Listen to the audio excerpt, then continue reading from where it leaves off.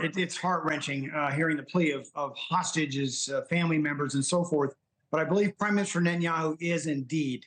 He's obviously, his priority is to get the hostages home as soon as possible.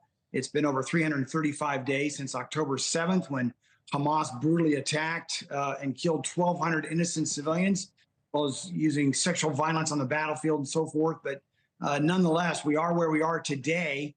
Hamas, let me remind our viewers, Hamas took the hostages all by a terror playbook that they put together to arrive at the point where we are right now, to use the hostages as bargaining chips, if you will, in the event that they were going to be losing a foothold in Gaza and perhaps even losing what they were anticipating, I'm sure, a conflict with Israel. But I believe Prime Minister Netanyahu has his priorities straight. It's a very delicate balance, however, very difficult time, trying to get the hostages released through some modicum of negotiations, by the way, which Hamas has not agreed to and somewhat backed away from the table. All the while, he has to maintain, the utmost urgency to secure Israel and prevent further attacks like we saw on October 7th. Yeah, we're looking at video of the original kidnappings. I mean, it's just heartbreaking and devastating. The White House has its own take on the prime minister's job performance. Let's listen here. Do you think it's time for Prime Minister Netanyahu to do more on this issue? Do you think he's doing enough? No. Why did it take him more than 6 months to reach that conclusion? Conclusion? What conclusion? That Prime Minister Netanyahu isn't doing enough to get a ceasefire. The president wants this ceasefire. The president knows that in order to get this ceasefire, it requires leadership. It requires compromise. And it requires a common understanding of exactly how this ceasefire is going to benefit the people of Israel and the people of Gaza. All right, so the White House is clearly displeased at the state of the war. So what more can the Biden administration do to press for a ceasefire? Because it feels like we're just hearing this on a loop.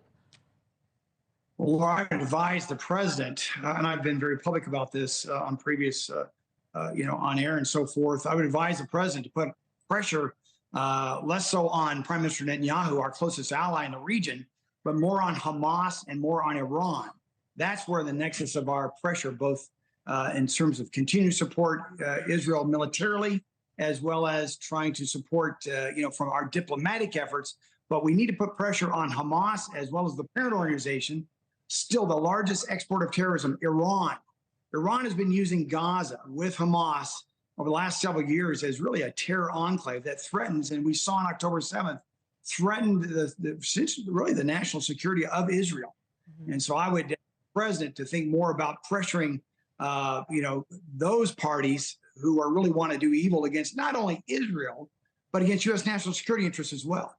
This week, the former Israeli Defense Minister Benny Gantz disagreed with Netanyahu's position on this corridor, saying it should not get in the way of a hostage deal. So what do you think? Could this kind of political division move the prime minister to make a deal?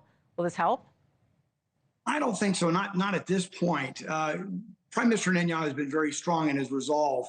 The challenge with the Philadelphia corridor, as you mentioned, it's about 100 yards wide and about 8.5 miles from the land area up to the Mediterranean. It's a key corridor there because they've discovered a number of tunnels underneath the Philadelphia corridor that provides a portal entry, in, if you will, where you can smuggle arms. You can also smuggle terrorists into Gaza to rearm Hamas. But also, here's something that I haven't heard much in the media. Just as effective as you can move arms and terrorists into Gaza via those tunnels underneath the Philadelphia corridor, you can also smuggle current hostages out of Gaza. You could put them into places like Iran and Yemen. Therefore, you lose any type of modicum control of the, trying to get the hostages home and so forth. It's a very tough fight. It's a very delicate balance that Prime Minister Netanyahu has to. I think first priority, though, for him is to remain strong. The only thing Hamas understands is strength. The only thing that they understand they had not anticipated is resolve of the Israeli government, and the effectiveness is really military. And I think that's where Prime Minister Netanyahu still remains strong. Thanks for watching. Go to joinnn.com to find NewsNation on your screen. And don't forget to click the red subscribe button below to get more of NewsNation's fact-driven, unbiased coverage.